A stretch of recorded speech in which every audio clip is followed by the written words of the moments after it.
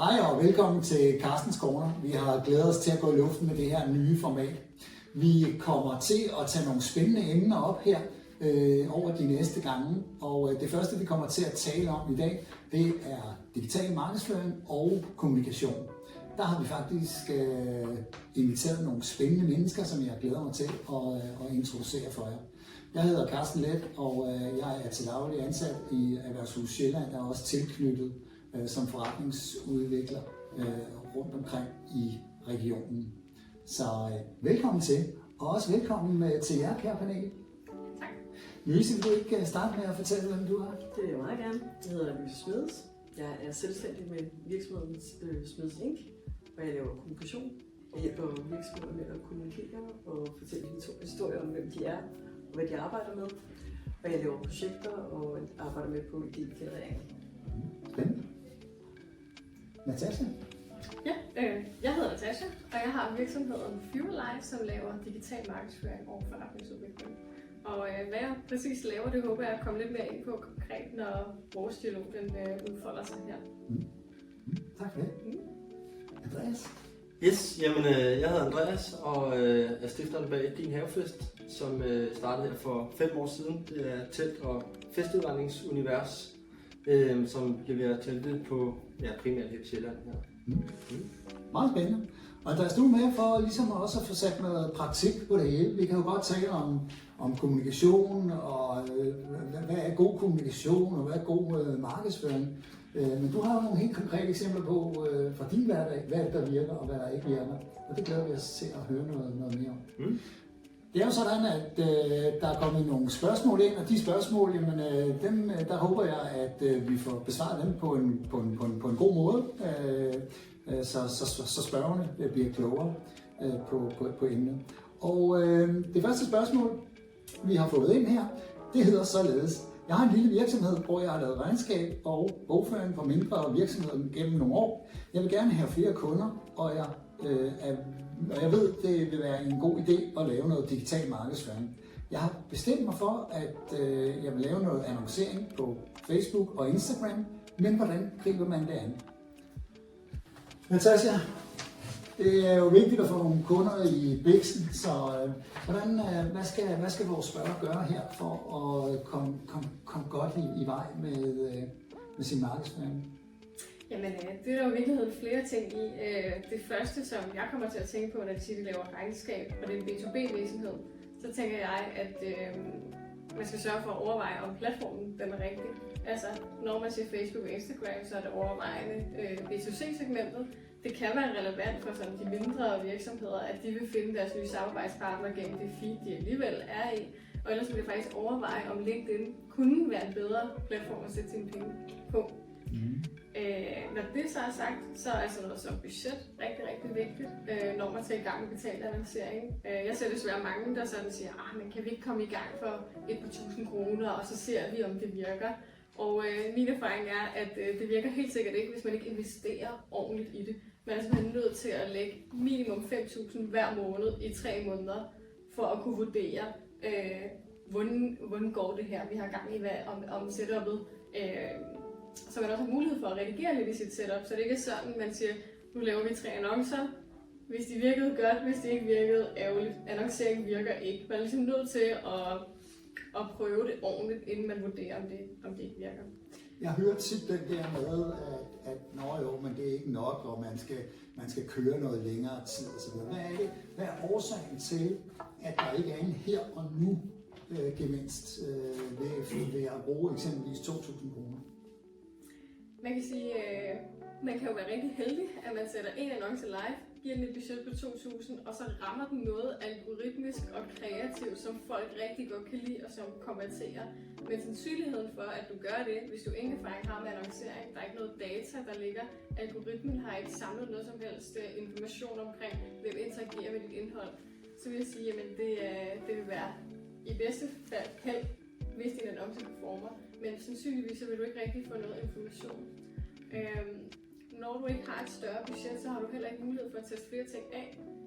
I min virksomhed så laver vi jo selvfølgelig både forskellige kampagner, vi laver også forskellige annoncer, men vi laver også ofte måske 8-9 versioner af den samme annonce, hvor vi bare blev ændret på måden, den første sætning bliver sagt på.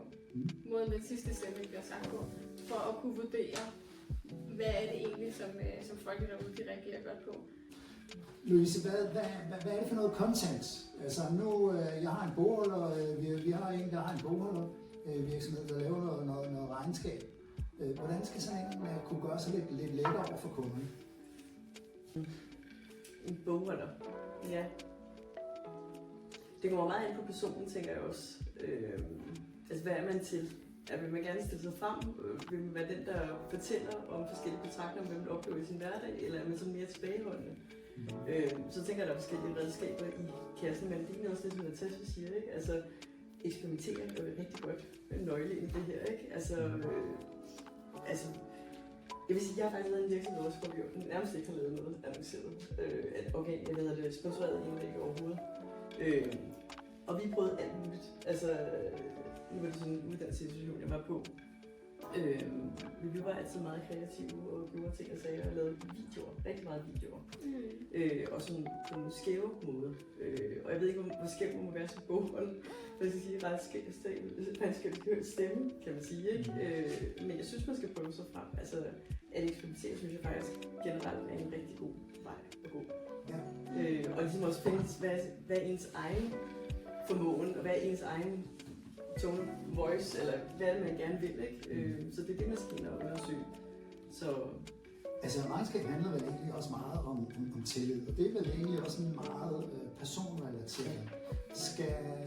Hvad tænker I, når man har den her virksomhed? Skal man lave nogle videoer med sig selv, eller skal man lave noget eksempel for nogle Excel-ark, hvor man går igennem og fortæller, hvordan man debiterer og krediterer, eller hvad tænker I? Jeg synes, jeg var lidt inde på det. Altså, jeg synes faktisk, man skal bringe sig selv i spil. Ja. Fordi det er jo faktisk det menneske, man køber. Altså, stoler du på den person, ikke? Har du tillid til den person? Og hvis man nu sådan... Altså, der er jo forskellige måder. Jeg har da hørt om nogen, som er enormt glade for at bage kager eller sådan noget, ikke? Altså, hvis man kan komme med noget, som måske også overrasker om ens personlighed, egentlig noget, som en umiddelbart er forbundet med tørretal og sådan noget, så synes jeg, at det er en force. Altså, så får man jo også de kunder, man gerne vil have. Altså, og det synes jeg, der er værd at tage med. Også selvom man er nyopstartet, ikke? Altså, hvor man måske synes, man bare skal have alle ind. Det er måske ikke det, der er fordelen.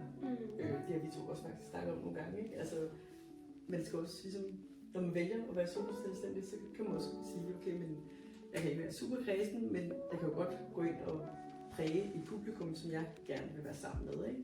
Så er det også lidt med at finde ud af, også i forhold til kreativiteten, at hvad er det, altså en ting er bare at have en annoncering på Google, hvor der står bogføringshjælp, klik her, men er der et eller andet, der kan lokke med, om det så er prisen, at man er billigere, Danmarks billigste bogholder, klik her, eller er det, at det er mega nemt, fordi den her bogholder har lavet en proces og et system, der gør, at det bare er nemt. Altså, så er der et eller andet, vi ligesom prøver at fange ens potentielle kunder på, når de bare lige læser en kort tekst på Google, for eksempel. Ja. Eller en LinkedIn. Ja. Der er mange erfaringer. Jo, altså jeg er fuldstændig enig med dig. Hvis en kunde sagde, at de var ikke villige til at lave video, eller nogen fra virksomheden kunne ikke lave video, og de ville lave Facebook og Instagram, så ville jeg sige, at I skal simpelthen sætte pengene på noget andet, fordi det kommer aldrig til at virke. Altså, der er så mange i det her space. Folks feed er fyldt op med andre mennesker, der vil sælge noget. Hvis man skal stå op og kigge, så bliver der simpelthen nødt til at være noget liv. Og jeg er enig med dig, Carsten. Det er et spørgsmål om tillid. Altså, du lægger din businessøkonomi, meget af den i hvert fald, i hånden på den, der skal sidde med din regnskab og bogføring. Så tillid er ekstremt vigtigt.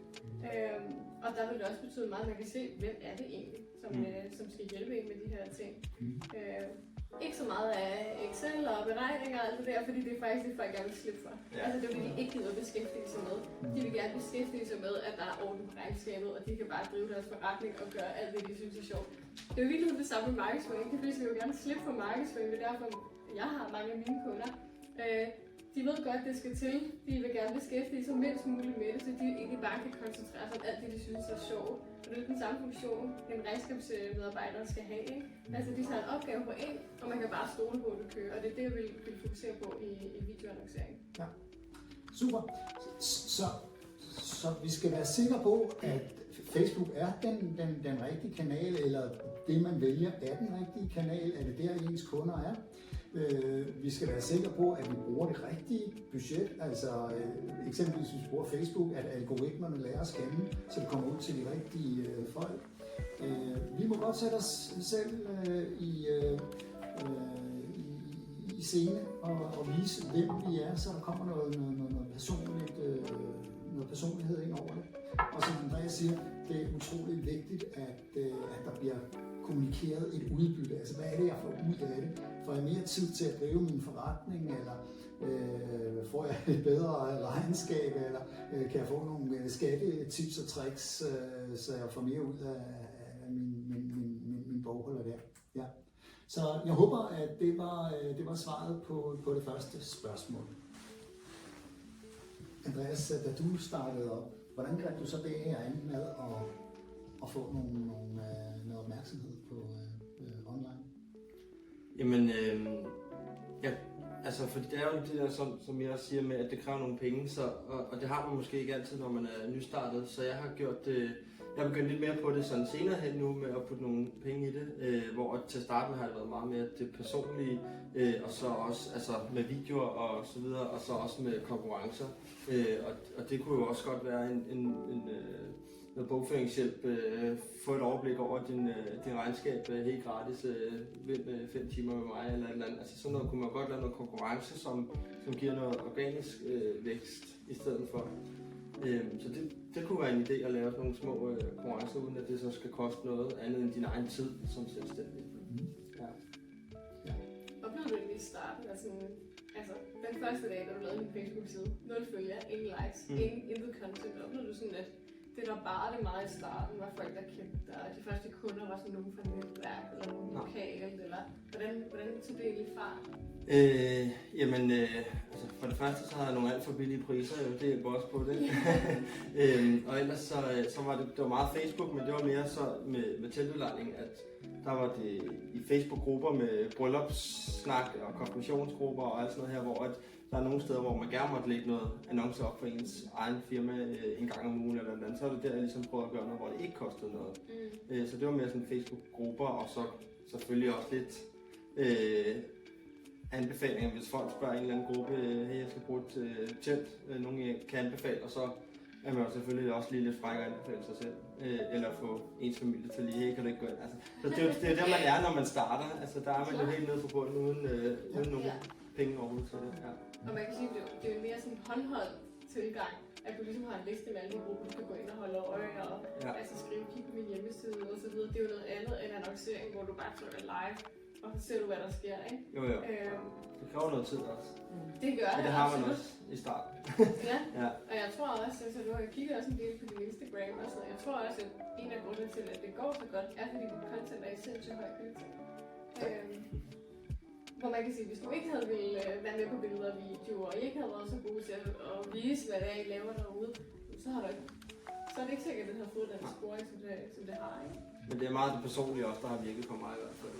Og det samme med bogholder for eksempel, at, som jeg snakker om, at det er en person, man køber ind på noget tillid. Og der er også meget tillid i, at hvis du skal holde, altså vores største del af vores kunder, det er brudepar, og det er ligesom livets fest. Og der er der altså også meget tillid i, at teltet bliver leveret den dag, man står, og det ser ordentligt ud, og ja, alle de her ting, fordi det er så stor en dag, som det er. Så derfor tror jeg også, at det personlige brand på mig har virket på sociale medier. Jeg har et nyt spørgsmål. Hej, jeg er selvstændig coach og stresskonsulent. Jeg har lige startet op og ved ikke rigtig noget om markedsføring. Kan jeg give nogle tips til sådan en som mig, som gerne vil leve af at være coach, men som ikke er særlig teknisk? Ja, altså coach, det er jo, vi ser jo en del af de her coach-virksomheder, og det er jo benhårdt konkurrencemæssigt marked, så der skal man virkelig udskille sig. Louise, hvad tænker du? Hvad skal vi gøre som coach her?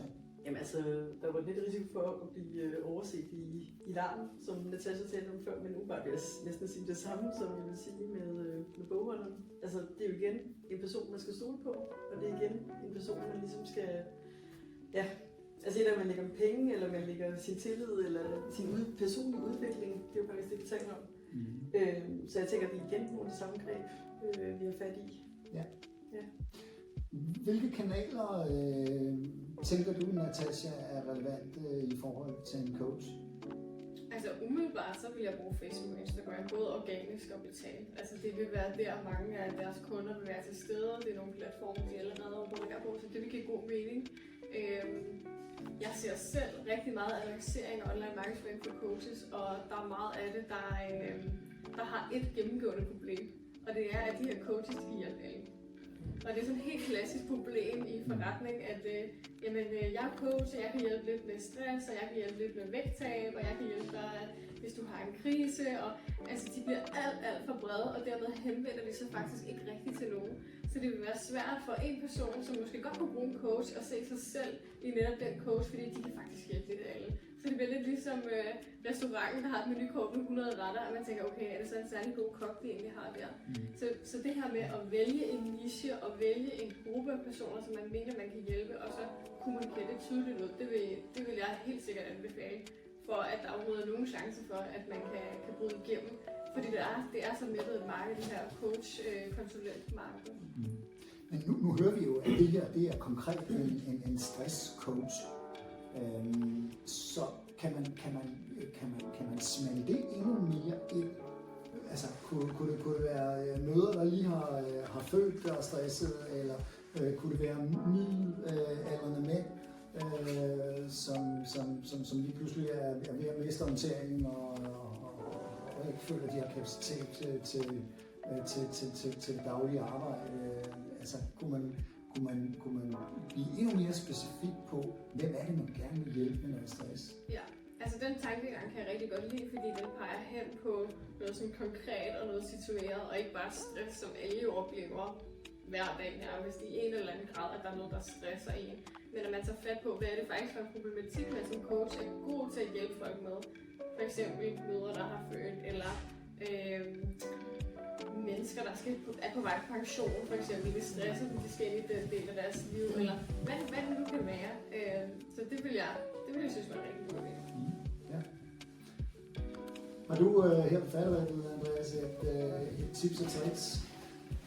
Det kunne være, nu ser du med Facebook og Instagram, men der kan man også på, især hvis man gerne vil gøre noget for at få nogle følgere på sociale medier, så på Instagram, så er det en rigtig god idé at lave noget, eller også Facebook, for eksempel et mandagens tip til moren, der har født, eller du ved, et eller andet, at der så kommer noget, og så gerne noget af de her karuseller, eller hvad man kalder dem, hvor du ligesom skal bladre igennem nogle opslag, fordi så gør det også, at Instagram tænker, at man er interessant, siden at folk bliver der. Så der kunne det godt være et eller andet, man laver nogle post på den måde.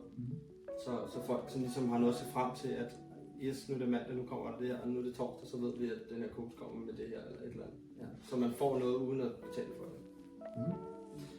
Du nævner jo selv, at det her med du laver fester, men bryllupper er noget af det, som I laver meget af. Er det også noget, I gør ud af jeres kommunikation og være meget målrettet til brudepar? Ikke i forhold til betalt annoncering, men det er også lidt fordi, at vi har, altså ved Tætteline, der har vi ligesom en max limit i forhold til vores varelager, hvad kan vi levere. Og bryllupper, det er som udgangspunkt i august måned, og gerne slut august, så uden at det skal lyde forkert, så er vi også lidt forkerte på den måde, at vi får altid udsolgt af bryllupperne i højsæsonen. Så derfor så lægger vi faktisk lidt mere fokus på måske også at snakke om ydersæsonerne og om firmaer og til del også konfirmationer, men de ligger også meget presset sammen. Ikke? Så lige nu, hvor jeg er, det er klart, at jeg udvikler også eller opgraderer hele tiden på lærerkapaciteten, men der, hvor jeg er lige nu, der har jeg ikke haft det store behov for at lave annoncering på lige præcis den målgruppe der. Okay. Super. Louise? Ja, det var en falderæbet, og ja. altså, jeg tænker, i forhold til en stresskonsulent, så kan man sige, der er også momentum lige nu. Altså, der er jo rigtig meget fokus på stress generelt. Altså, jeg ved godt, at vi skal blande fra en målgruppe og sådan noget, ikke? Men jeg synes virkelig, at det virker som om, man har fået øjnene op for, at stress jo ikke er individets problem, men det er et strukturelt problem. Så faktisk er det også muligt for at blande sig i samfundsdebatten, og det kan man jo gøre også med kommunikation. Altså, simpelthen gå i gang med at få skrevet nogle debatindlæg. Det er jo også en anden måde at gøre opmærksom på sig selv, hvis man taler om sådan markedsføring. Så ligger jo kommunikation jo også som en slide der, ikke? Ja. Helt klart, og det er jo også noget, der er med til at positionere en som en, man kan have tillid til, som ved noget, som har en holdning. Og det her du også siger med mandagens gratis tips, så viser det også, at man er en gavmild person, der virkelig vil hjælpe dem, der sidder derude med stress. På den måde kan man også vise lidt af sin praksis ved det, man gør online. Ja. Jeg har faktisk et spørgsmål. Vi talte om, eller jeg ved, at i din branche, der kan man godt tænke lidt, at nu begynder det at blive lidt lavsæson. Du siger, at der er fuldt booket hen over sommer med bryllupper og alle de her store fester. Har du så tænkt over i din online markedsføring, hvad du gør for at holde et mere sådan, kontinuerligt niveau af fester? Altså der er en bestemt målgruppe, man kunne hive fat i her om vinteren for eksempel. Altså jeg har ikke gjort noget betalt annoncering i forhold til off-season, men jeg tænker derover, at når sommeren begynder at slutte, som den er nu, når vi filmer her, så laver vi flere stories med at vise vores varmekanoner for eksempel, eller sådan noget, for ligesom at underbevidst lægge ind hos folk, der følger med på sociale medier, at man kan jo også tilvælge varme. Ikke? Så det er en måde, hvor jeg begynder at annoncere, eller vise det lidt mere på sociale medier, når sæsonen begynder at nærme sin ende. Ja.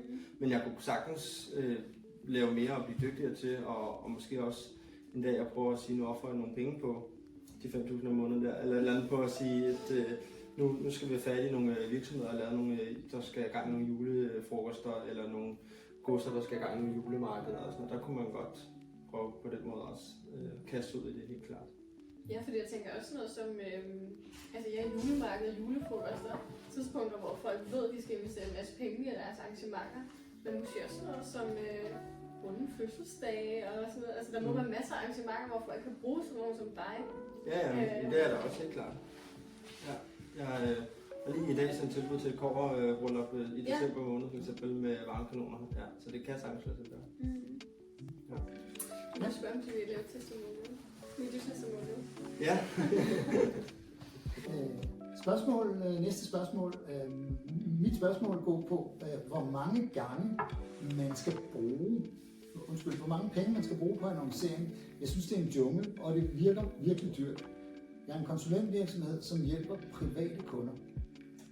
Ja, så her har vi altså en konsulentvirksomhed, der vil hjælpe private kunder. Hvor mange penge skal man bruge på annoncering? Det må være noget, du kan svare på.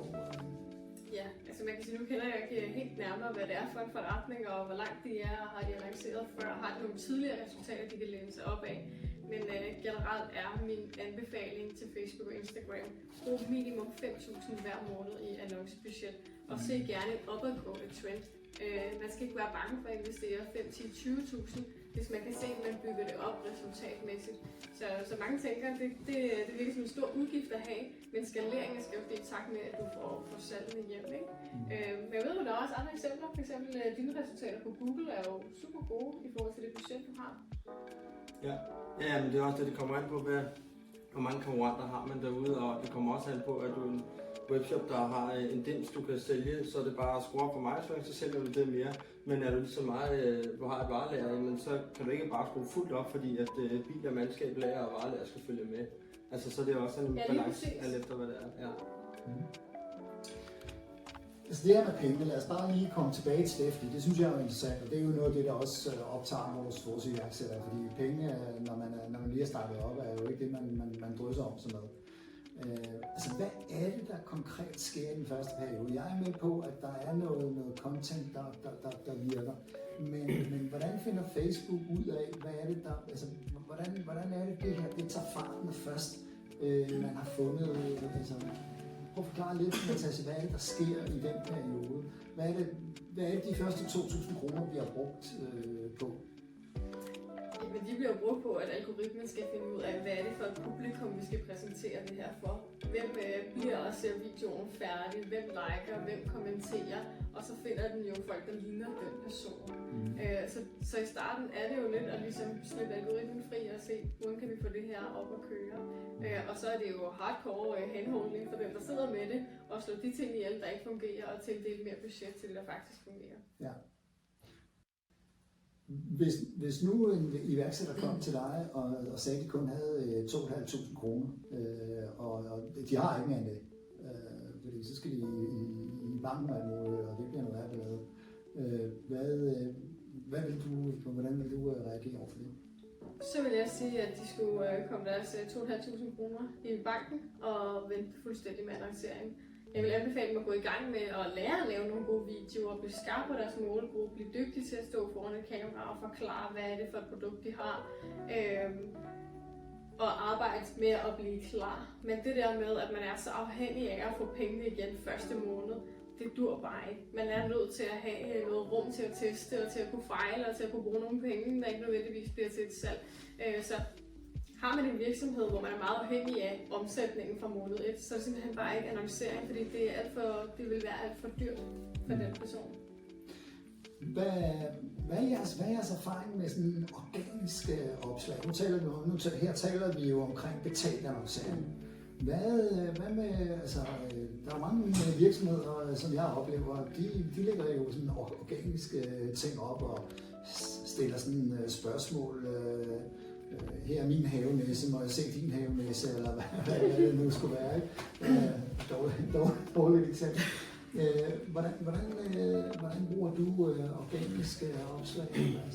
Jamen, det har en gang imellem har jeg lavet, det er ikke så ofte, men jeg har lavet lidt konkurrencer, hvor at, så kan man sige, den betaling der er, det er jo så den ydelse, jeg skal ofre efterfølgende med en popcornmaskine til din næste fest, eller hvad det nu skal være. Og der giver det jo selvfølgelig noget, fordi der så begynder folk at kommentere, og så tænker Instagram, hvis det der der laver det, at jamen, det ser spændende ud, det er den her profil er gang i, og så viser vi det til nogle flere, for så er der nok flere, der også synes, det er spændende. Så det er en måde at gøre det på. En anden måde at kunne gøre det på, hvor det ikke behøver at koste noget, det kan også være hammerende dyrt, men det er influencer-markedsføring. Og der har jeg helt fra starten af prøvet at tage fat i nogle mikroinfluencer. Jeg har også været heldig at få nogle, der har været lidt større. Men jeg har aldrig betalt penge for en influencer. Okay. Og der er jo folk, der betaler 10, 20, 30, 100, 200.000 for et opslag på Instagram. Så der kan også være op i det helt store, men altså 10.000, det er slet ikke unormalt på en influencer, der har 40-100.000 følgere. Og der kan man så sige, at mit produkt, der har jeg jo prøvet at gå efter folk, hvor de ligesom selv har et behov for mine produkter. Så hvis du står og skal holde et bryllup, og du er influencer, og du gerne vil holde en havefest, jamen så er alternativet jo enten at gå ud og lege en teltpakke til 20-30.000 kroner, eller at sige, at du får en rigtig god pris hos mig, og så skal du også lige dele lidt om det på din profil. Altså, så på den, det er sådan lidt den, jeg har prøvet at fange. Okay. Ja. Louise, hvad er din erfaring med organiske opslag? Altså, hvad skal der til for, at et opslag i dag går viralt?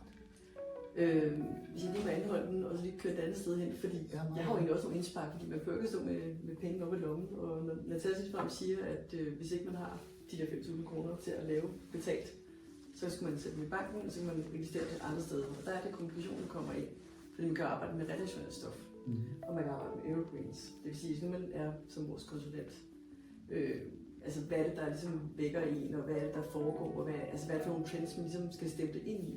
Så har man mulighed for at skrive artikler til sin hjemmeside og poste dem ud. Det vil sige, så ligger de på hjemmesiden og arbejder i forhold til Google, men de kan også bruges sådan instant øjeblik at lægge ud som sociale medieopslag. Så det er jo et greb, man kan bruge og komme let i gang og meget billigt i gang, fordi det er jo bare at sætte sig ned på sin flade og så få skrevet, hvis det er det, man vil, ikke? Eller hvis man kører video. Ja. Og forhold til Andreas butik, altså nu har også været at kigge lidt på hjemmesiden, vi skulle mødes i dag. Jeg tænker også, der er nogle gode spor, du kan gå med. Altså, jeg har hørt dig sige noget om blogging på et tidspunkt, du gerne vil ud i. Altså, det er hen over vinteren her i hvert fald, der er det min det er nu, du skal mål. Ja, altså, det er nu, der er tid. Ja, så det er en af de personlige målsætninger for min virksomhed, det er, at jeg skal lave nogle blogindlæg. Fordi jeg ved godt, at det er jo noget, der går lidt længere tid, før det ligesom kommer ud på Google. Jo, men det er jo en investering, du laver nu. Helt klart. I en lavsæson-tid, så det er jo et smart godt tidspunkt at sætte ind, ikke? Og som sagt, jeg har kigget på din hjemmeside og tænkte, hvis jeg lige skulle give sådan 3 spor til dig, så tænker jeg, at meget af det ligger jo allerede nu på din hjemmeside, men du kunne vælge at organisere det på andre måder, så det bliver mere sådan en artikelbaseret. Og så er det jo muligt for at smide ud i forskellige henseender. Og jeg tænker, at du skal prøve at dyrke 3 spor. Fordi du har muligheden for at lave noget, der handler om det at være gæstegiver, altså den, der holder festen. Det er jo faktisk noget, man giver til sine gæster. Ja. Det kan man nogle gange godt glemme, ikke? Så hvad er det, man gør for at skabe en god oplevelse? Og der er en masse praktik i det. Og der er også noget med traditioner, riter, alt muligt, som spiller ind, om det er nogle bryllup, eller en fødselsdag, eller konfirmation, ikke? Så er der et andet spor, jeg tænker, du skal prøve at dyrke. Det er sådan mere set fra gæstens perspektiv. Fordi i virkeligheden, så, hvis man er gæst til et bryllup for eksempel, eller måske er det uvendt, så er der faktisk rigtig mange, der også laver søgninger på, hvad er en god gave at komme med. Ja. Så der kunne godt være en masse gode artikler for dig også der. Fordi et af, at de måske ikke lige frem i den her kunderejse af et publikum til din virksomhed lige i dette øjeblik, men at blive opmærksom på dig på baggrund af en artikel, der handler om, at det er en rigtig dårlig at komme med knive til bryllup, men man vil gerne komme med håndklæder. Det er sådan en måde, du ligesom kan fortælle dig, komme ind i den fortælling også, ikke? Fordi det er faktisk noget, som folk søger på, også når de skal være gæster, ikke? Et tredje spor, du skal arbejde med, og det synes jeg, du har alt muligt god grund til at gå videre med, også når du kigger på din Instagram også, det er jo trendspotting-delen. Altså, du får en masse viden ind, bare det, at folk booker en fest hos dig. Altså, så jeg tænker, at du måske skulle prøve at udløbe det aktivt, og få lavet nogle artikler, der handler om det. Ja. Moodboards visuelt er en rigtig god måde, det kan også gå ind på Instagram, ikke? Der er rigtig meget om det lige nu, synes jeg også. Men så synes jeg egentlig også, at en hel idé, og det var den, der hedder, altså du vil gerne skabe nye anledninger til at skabe fester i virkeligheden. Så det kunne være, at folk begynder at komme til nogle sådan mere atypiske ting. Altså jeg fornemmer lidt, at der er sådan en trend lige nu, også med at folk gerne vil bekræfte deres ægteskabsløfter. Det er en fest i sig selv, ikke? Og der er måske nogen, der ligefrem tænker, at det gør vi hver 5. år eller sådan noget. Ikke? Ja. Det er rigtigt. Det er folk, der vil holde flere bryllupper. Yes! Det har jo lige været tæt til sommer til en influencer også. Men det er jo sådan noget, du skal have op, tænker jeg, ikke? Så også nogle redaktionsstof, ikke? Ja, det er rigtigt. Fordi det er også meget følelsesdrevet også, ikke? Og det er jo også det, som folk vil gerne give fester, folk vil gerne til fester og sådan noget, ikke? Så alt, hvad der er fællesskab og samvær og smil og latter, altså det vil vi bare gerne have mere af, ikke? Så det skal vi også samle på, tænker jeg. Ja. Og så tænker jeg også, det kunne da være, at skarpe hjørner efterhånden bliver lidt kedeligt. Altså, hvorfor skal det være 40 og 50? Altså, 42 kunne da godt være det næste nye. Altså, hvis du kigger i populærkulturen, så findes der Hitchhiker's Guide to the Galaxy. Og der er 42. Altså, det er det ultimative svar på livet, universet og alt det. Og jeg fornemmer, hvis du for eksempel ser mange film, så kan du se 42 dukker op alle mulige steder. Altså, der er også virksomheder, som hedder 42, men det er altså ikke tilfældigt, det er altid med reference til det der. Ja. Så jeg tænkte, hvis du skulle være sådan spotting tendens, hvorfor ikke fejre sin 42 års fødselsdag? Hvorfor skal det være 50? Altså. Så ja, så er nogle idéer, kunne man arbejde med. Godt, jamen så svar til vores konsulentvirksomhed her. Sæt pengene i banken i stedet for at bruge 2.500, og så vent til, at du har det beløb, der skal til, for at du ikke kun træner algoritmen, du rent faktisk får udbytte af den. Og ellers i mellemtiden prøv at finde nogle alternativer. Det kunne være, som du siger, Andreas, noget influencer, det kunne være at skrive noget blog, men det kunne også være noget at skrive noget artikel. Ikke? Ja. Super. Har I mod på et spørgsmål mere? Selvfølgelig. Ja, godt. Jamen,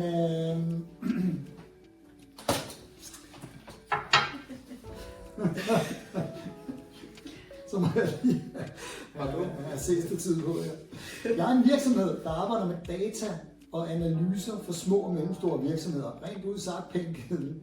Hvordan kan jeg gøre mine opslag på LinkedIn mere spændende? Ja, altså, der er en risiko for, at ens content det forsvinder. Og hvis så det, man laver i forvejen, ikke er spændende, nu synes jeg jo, det er jo en sandhed med modifikationer. Jeg synes jo, det er spændende med sådan nogle analyser. Men hvordan pimper man det op? Hvem har lyst til at komme med et bud på det? Ja. Men jeg tror lidt ligesom vi også snakker med bogholderen, at det her med at give noget af sig selv, og det behøver ikke at være en person, det kan jo godt være noget, altså, jeg tror ikke man skal være så bange for at dele ud af sin viden, fordi jo mere du deler ud, jo mere giver du også, jo mere interessant bliver du, og så får man måske også til at betale dig for noget endnu mere efterfølgende.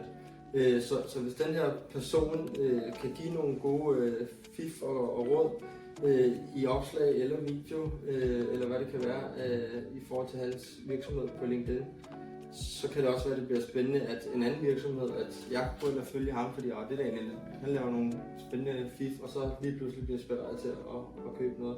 Så del ud af din viden, vil jeg sige sådan kort. Ja. Jeg er meget enig. Og jeg tror også, at det er vigtigt at gøre det på en måde, som har kunden for øje, og sige, at dem, der køber noget med data, noget med analyse, er jo nok ikke dem, der elsker Excel og bruger 8 timer Excel hver dag på at lave datamodeller. Det er jo nok nogen, der egentlig gerne vil slippe for alt det med data, men de vil gerne se det visuelle, de vil gerne se, hvad kan jeg egentlig bruge det til, hvordan kan jeg lede min virksomhed, eller træffe beslutninger, eller hvad det nu præcis er, de laver. Så vise nogle gode tips på en super fed og super anvendelig måde. Ha' en person, der fortæller det, i stedet for bare at have screendealing inde i Excel, eller hvor det nu er, det foregår hen. Altså lave et eller andet, som faktisk gør det sjovt for dem, der lige præcis ikke sidder med det domæne, og elsker det domæne, at gøre det som anvendeligt for dem, ikke? Ja, præcis. Og måske kunne man også, nu siger vedkommende jo selv, det er pænt kedeligt. Altså det kan man jo også overveje, om man kan spille lidt på. Dem, der nok skal købe det, køber det nok, fordi det er et nødvendigt onde for dem på en eller anden måde, ikke? Kunne man lave et eller andet, der joker lidt med det, og anvender det lidt aktivt og siger sådan, vi ved godt, det er kedeligt, men nu er der altså frist for et eller andet, eller nu er der en ny lov, der er taget i kraft. Her er, hvad du skal vide, ikke? Det tror jeg også, man kunne lave noget ret sjovt på. Ja. Så igen, sæt sig selv i spil. Giv din faglighed. Altså, del gerne noget viden. Og det betyder ikke, at folk nødvendigvis bliver i stand til at gøre det selv. Det kan være, at de prøver at gøre det selv, og så finder de ud af, at okay, vi bliver sgu nødt til at have fat i en ekspert. Og så kan man også have den her lidt ironiske tilgang til det en gang imellem. Altså, jeg ved sgu godt, at det kan være den mest spændende for nogen, men vi er nogen, der nørder med det og synes, det er sjovt, hvad ved jeg. Ikke? Godt. Må jeg komme med pointe der? Ja, tak. Ja. Noget man også kan, hvis man er sådan en type virksomhed, det er jo også at sætte fokus på deres andre kunder. Både fordi det giver lidt social proof, hvis man tænker, okay, de har dem her som kunde, så kan min lille butik også være kunde ved dem. Så kan man jo også gøre det mere case-baseret, i stedet for at man bare ser kolonner op og ned med tal. Altså give noget konkret på, hvad er det den her virksomhed, der sælger gulve, egentlig har af data. Altså det er også noget, der har lidt mere underholdningsværdi end bare tallene i sig selv. Så det der med sådan testimonial, så kommer noget konkret fra andre cases, det vil jeg også anbefale, hvis man vil gøre sin indlæg lidt mere spændende. Ja, perfekt. Jamen, der er nogle direkte, konkrete forslag til at komme i gang og komme videre med. Så tak for det. Noget af det, jeg jo synes er vigtigt, når man er startup, og man arbejder med marketing, det er jo, at man kigger ind i sin ROAS. Og hvordan kan man skrue op og så få noget endnu mere ud af det. Hvad er dine planer for din fremtidige markedsføring, og kigger du ind i din ROAS, så hvad er mulighederne for at holde en høj ROAS og skrue op for dit budget, Andreas? Prøv at fortælle lidt omkring, hvordan du arbejder med det. Det korte svar er nej, det gør jeg ikke. Men jeg tror også, at jeg ligesom nu har jeg snart haft kørt den her butik i 5 år. Og hvor at de første 2,5-3 år, det har været som en deltidsgeschæft ved siden af fuldtidsarbejde, så det er kun de sidste 2 sæsoner, der sådan har været rigtig for din havefest. Og der har jeg kørt mere på influencer og konkurrencer, som ikke har kostet noget. Netop fordi, som vi også snakker om tidligere i dag her, med at det kræver altså en portion penge for at kunne gå ind og kigge på de her statistikker og se, om det virker og sådan. Så jeg tror sådan, jeg er ved at være på et skillepunkt nu, hvor jeg sådan snart begynder at kigge derhen af, hvor jeg ligesom offrer lidt flere penge på det. Men samtidig har det også været den her med, at i højsæsonerne, der har vi hver eneste år haft fuldt booket, så det er også noget med, hvor mange penge vi har smidt ud af vinduet, hvis at der kommer nogen og har set en eller anden annonce og booker en teltpakke, hvis det alligevel har kommet af sig selv. Så det er sådan, der var rigtig meget en balance for mig, fordi jeg kan heller ikke bare sådan gøre ingenting. Et eller andet skal jeg jo gøre, for at kunderne finder frem til os. Men jeg har ikke gået ned og og nørdet i statistikker og set, hvad koster en kunde mig og alle de her ting. Det har jeg ikke gjort endnu. Ja. Jeg har lyst til sådan lige at spørge, altså jeg synes jo, det er interessant det her med annoncering og kvaliteten af de her annoncer, man laver. Er det stadigvæk sådan, at hvis man annoncerer, og man annoncerer en super fed kampagne, at så bliver den billigere end en sådan lidt småskidt kampagne? Det kommer lidt an på, hvad du gør med den, ikke? Fordi hvis du lader en dårlig kampagne køre, så bliver den jo dyr for dig. Hvis du lader en god kampagne køre, så vil du formentlig alligevel skulle lave en masse management med den. På et tidspunkt vil du se, at den kan ikke holde sin høje performance. Du vil se, at du hopper flere penge i, men du får ikke det samme tilsvarende højere output. Så det kan jeg nok ikke svare sådan fuldstændig præcist på. Men altså, jeg vil aldrig lægge noget op, der ikke var i orden. Og samtidig har jeg også lagt annoncer op, der er teknisk perfekte. Indholdet er så perfekt, som du overhovedet kan få det. Og nu taler jeg ikke håret sat og make-up'en er sat, men alle de ting, vi ved omkring emotional selling og det personlige og det autentiske, perfekte, men de performer ikke. Og der er det så, at man skal kigge, jamen, hvad er problemet? Har vi fat i den forkerte målgruppe? Er der noget galt med hjemmesiden? Er der et eller andet omkring brugerrejsen, hvor folk falder fra? Er der noget med betalingsløsning? Så det, man kan desværre ikke bare sige, at vi gør alt, hvad vi nu mener, vi gør, og så kører det. Der kan være alle mulige grunde til det ikke performer. Okay. Hvad er din oplevelse? Du har også nogle opslag, der er klaret sig meget bedre end andre. Ja, altså viralt vil jeg ønske, at kunne sige, men det er måske så meget sagt, men helt klart, altså jeg kan se, at der hvor de opslag, der har været bedst for mig, det har enten været noget personligt med mig, enten med så et eller andet, så gik det en sæson, og her startede jeg, og nu er vi nået dertil, hvor der er det ligesom, at der kan folk godt lide at like og kommentere på det, og godt gået, Andreas, og alt sådan noget her. Eller også så er det, hvis det er nogle flotte billeder, hvor jeg har haft en kunde, som har sendt mig nogle billeder fra deres fotograf, og så lagt op. Jeg har specielt et billede her, hvor der står 2 og kysser med vores panoramatelt, og altså, hvor det bliver banket på glassen og sådan noget. Så det her, den her kærlighed og det visuelt smukke og så et professionelt billede, det giver også godt. Ja. Jeg har hørt i en periode, at det her, at der, når startups, når iværksætterne eller de selvstændige erhvervsdrivende, den sags skyld, selv laver deres markedsføring, så siger de, at det der Facebook, det virker ikke, eller Instagram, det virker ikke. Hvorfor er det ikke virker, når man gør det selv? Man skal gå all in. Altså, det er ikke helt, og lidt ligesom SEO-optimering, at det er altså en proces. Du kan ikke bare sige, at nu prøver jeg sgu lige den her uge og se om at lave et par stories hver dag, og et par opslag eller et opslag om dagen, så er jeg i gang. Altså det tager lang tid, før at det virker, at man skal blive ved med, og det er noget jeg også, især her i lavsæsonen, kæmper med, at fordi et højsæson, der kan jeg lave interessante stories hver dag og vise, nu vi er ude og lave det her, og vi knokler og alt det her.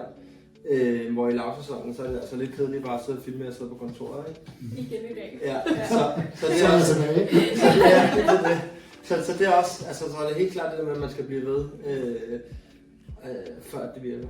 Ja, så der skal kysses nogle frøer, havde jeg sagt, for ligesom at man finder vejen fra. Ja. Hvad tænker du om det? Lyder det rigtigt? Altså 100%. Jeg ved ikke om det der med at...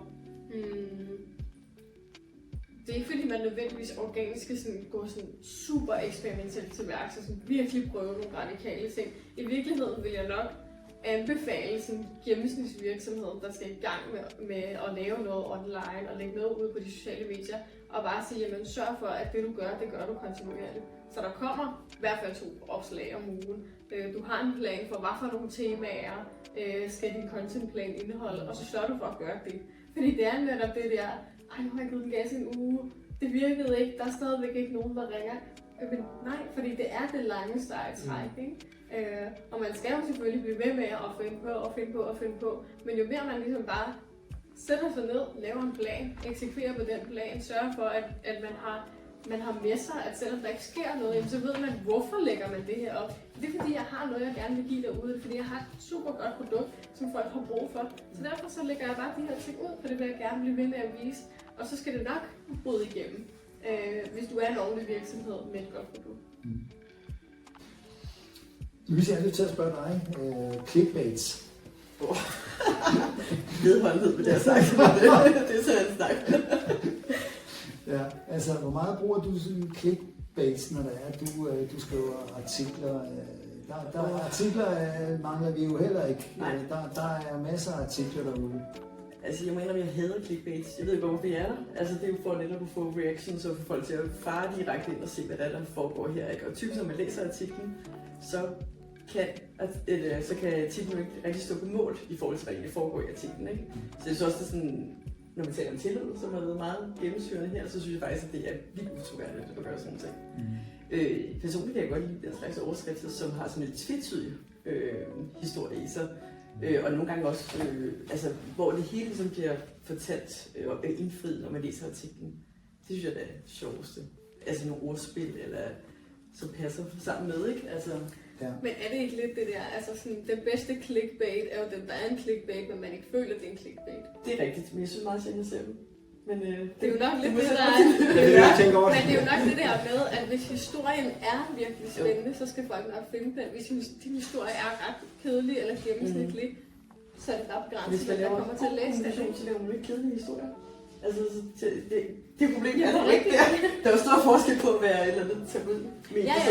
Men i real life, så er det jamen, folk som dig, der på dag 90 møder ind på kontoret, fordi det er lavsæson, ikke? Du skal jo finde noget at forklare, der er spændende, ikke? Ja. Og det kan jo, skabe den der balance. Hvis jeg skulle med Andreas, ville jeg aldrig lave en artikel, der hedder Andreas fejrer 5 år med sin tilvirksomhed. Det er overhovedet ikke det, vel? Altså, så må man ligesom sætte sig ned og snakke om, hvad er det for noget guld, vi skal hive op? Og så nogle gange så er det faktisk det, som du måske ikke havde tænkt, var det mest vigtige, som vi faktisk hiver op og sætter i fokus, ikke? Og det er jo det, som man kan med kommunikation. Altså, og nu er vi tilbage til det der med at sætte pengene i banken, eller at få lavet de der evergreens og sådan noget, ikke? Og gøre de ting, som, ja, du er en lavsæson, så du kan skrive en rigtig masse gode historier inden for de 3 spor, som vi talte om før, ikke? Altså, så jeg tænker, at du får masser på det der. Jo, og så er der den der kombination af noget visuelt og en artikel, det er måske, altså, men du har også selv mulighed for at lægge et foto op, og så referere til den artikel, som du lige har skrevet om, skal du på din 42 års fødselsdag til næste år, eller hvad du har lyst til at dyrke, ikke? Ja, så er der en masse muligheder der. Ja. Godt, jamen jeg tror, vi er ved at være ved vejs ende. Vi har haft nogle gode spørgsmål. Tak til jer, der har gjort jer umage med at skrive ind og stille spørgsmål til vores panel, og rigtig mange tak til jer i panelet. Vi glæder os til at se jer næste gang og holde øje inde på INK, inde på iværksætternetværk Køge, hvad temaet er for næste gang, og vi håber, I også vil følge os der. Rigtig godt og god vind med jeres forretninger.